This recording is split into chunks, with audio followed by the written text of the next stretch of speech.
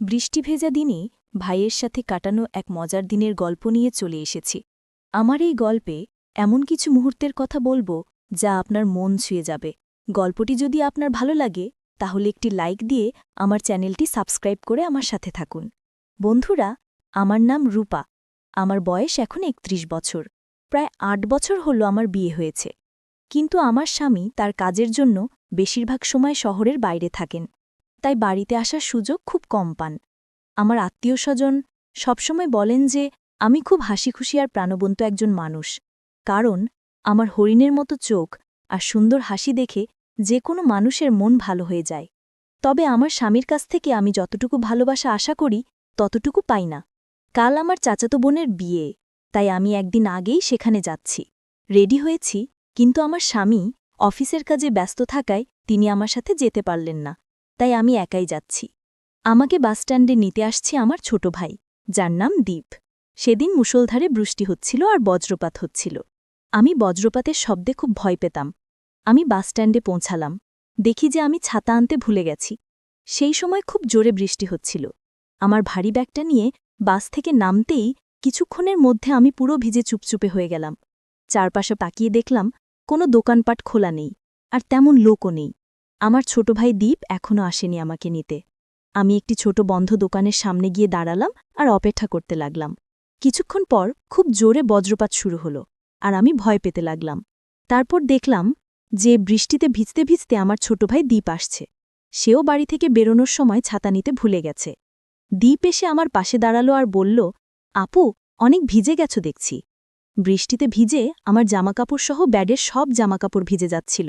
আমি খুব অস্বস্তিতে ছিলাম। দীপ জিজ্ঞেস করল, আপু, তুমি কি করে ভিজে গেলে?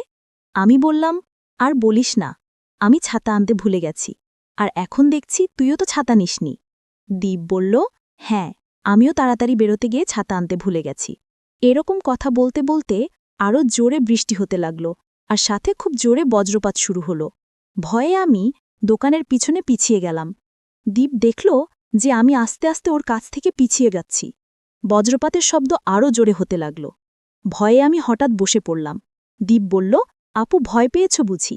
চিন্তা করো না, আমি আছি। আমি বুঝলাম ও আমার জন্য চিন্তিত হয়ে পড়েছে।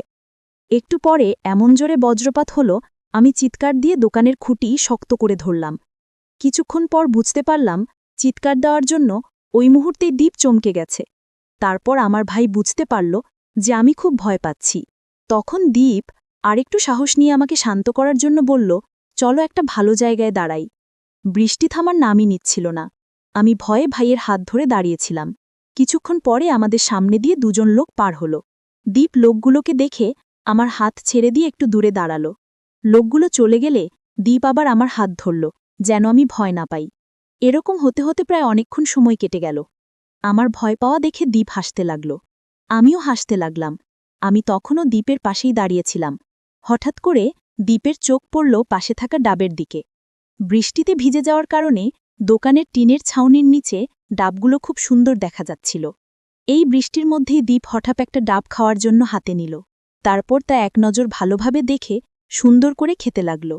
বজ্রপাতার মুষলধারে বৃষ্টির কারণে আশেপাশে তেমন কোনো মানুষ ছিল না।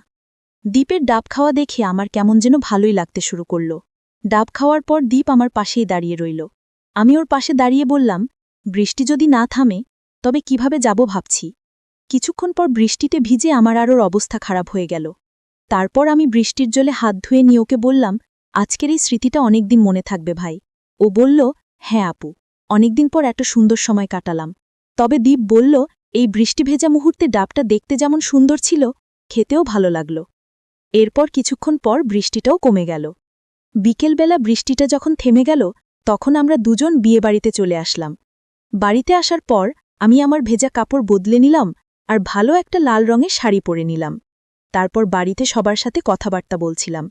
এর মাঝে দেখি দীপ বিয়েবাড়ির মানুষের সাথে দোতলার উপর কথা বলছে আর হাসছে। একটু পর আমার দিকে তাকিয়ে হাত দিয়ে আমাকে উপরে যাওয়ার জন্য ডাকছে। আমিও ওর দিকে মাঝে মাঝে দেখছি আর হাসছি। তখন আমার একজন বৌদি আমাকে বলল, রূপা, তুমি একটু দোতলায় গিয়ে রান্নাঘর থেকে 3টা প্লেট এনে দেবে? আমি বললাম, হ্যাঁ বৌদি, কোনো ব্যাপার না, আমি এক্ষুনি যাচ্ছি। আমি দোতলায় গেলাম আর দেখলাম যে দীপ সিঁড়ির কাছে দাঁড়িয়ে আছে। তো আমি ওকে জিজ্ঞেস করলাম, প্লেট কোন ঘরে রয়েছে? দীপ বলল, সামনে গিয়ে ৩ নম্বর ঘরটায় প্লেট রয়েছে। দোতলায় কেউ ছিল না, সবাই নিচে কাজে ব্যস্ত। আমি সেদিকে যেতে শুরু করলাম, আর আমার সাথে সাথে ছোট ভাইও আসছিল। ঘরের সামনে গিয়ে দেখতে পেলাম এই ঘরটাতে বিভিন্ন রকম বিয়ের বাজারে ভর্তি। ডানে তাকাতেই দেখি দীপ আমার সামনে। আমি ঘরের ভিতরে গেলে ভাইও আমার সাথে এলো। দীপ বলল, আপু, একটু বসো, তোমার সাথে একটু কথা আছে। আমি তখন বললাম, এখন তোমার কোনো কথা শোনা যাবে না। সবাই বাড়িতে কাজ করছে। বৌদি যদি কাজ রেখে গল্প করতে দেখে তাহলে মন খারাপ করবে। বন্ধুরা, এখনও তোমাদেরকে আমার এই ছোট ভাই দীপের নাম বলা হলো না। ওর বয়স ১২ বছর। সে আমার আপন ছোট ভাই। দেখতে ছোট হলেও তার ভিতরে দায়িত্ববোধ তো ছিল অনেক।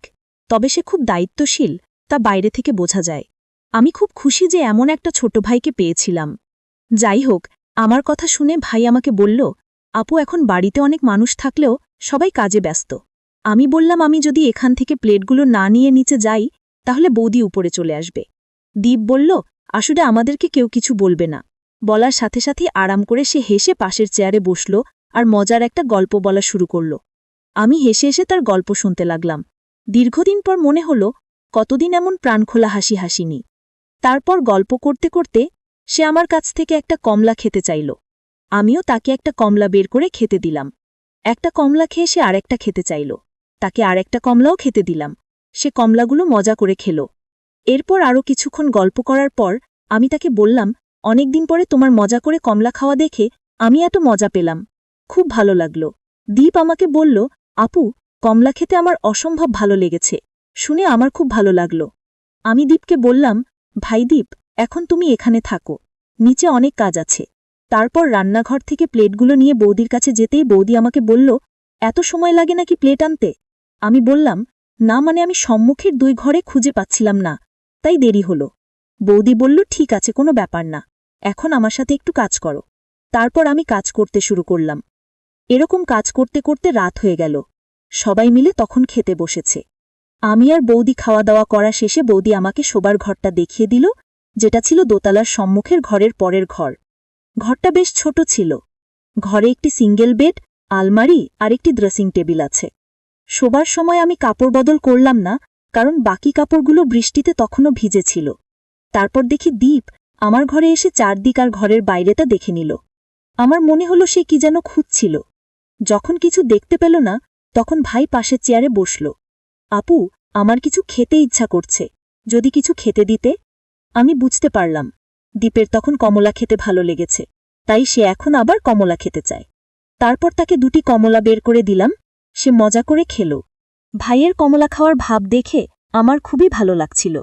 তারপর আমাকে বলল, বাইরে খুব বৃষ্টি হচ্ছে, তাড়াতাড়ি ঘুমিয়ে পড়ো। ওর এই কথা শুনে আমিও একটু হেসে বললাম, ঠিক আছে। এরপর দীপ চলে গেল। ছোট ভাই দীপ আর বড় দাদা একই ঘরে ঘুমত। তারপর আমি ঘরের দরজার পর্দা নামিয়ে রেখে শুয়ে পড়লাম। রাতেও বেশ ভালো বৃষ্টি হচ্ছিল, কিন্তু মেঘ ছিল না, তাই আমি একটি চাদর ঢাকা দিয়ে নিলাম আর কিছুক্ষণের মধ্যেই আমি ঘুমিয়ে গেলাম। প্রায় মাঝরাত ২টার সময় আমার ঘুম ভাঙল বজ্রপাতের শব্দে। বজ্রপাতের শব্দ শুনে আমি একটা জোরে চিৎকার দিয়ে উঠেছিলাম। তখন আমি দেখতে পেলাম বাড়িতে লাইট নেই বৃষ্টির কারণে। তারপর আমার আর ঘুম পাচ্ছিল না, তাই আমি এক সাইড হয়ে ঘুরে শুয়ে থাকলাম আর ঘুমানোর চেষ্টা করছিলাম। কিছুক্ষণ পর আমি বুঝতে পারলাম কেউ যেন আমার ঘরের ভিতরে এলো। আমি বুঝতে পারলাম এটা আমার ভাই দীপ ছাড়া আর কেউ না। সে আমার চিৎকার শুনে দেখতে এসেছে, তাই আমি নির্ভয়ে শুয়ে আছি। তারপর ছোট ভাই দীপ আমাকে বলল, আপু, একা একা ভয় পাচ্ছ না তো? যদি ভয় হয় তাহলে বলো, আমি তোমার পাশে বসে থাকব। তখন আমি বুঝতে পারলাম ছোট ভাই দীপ কেন আমার কাছে এসেছে। সেদিন রাতটা বিয়ের আনন্দ, বজ্রপাত, মুষলধারে বৃষ্টি এবং ছোট ভাইয়ের সাথে গল্প ও বিভিন্ন রকমের আনন্দে কেটেছিল। সেই দিনের কথা আমি কোনোদিন ভুলব না। আমি এরকম ভাই পেয়ে খুব খুশি। আমার ছোট ভাই দীপের কাছে আমি খুব কৃতজ্ঞ।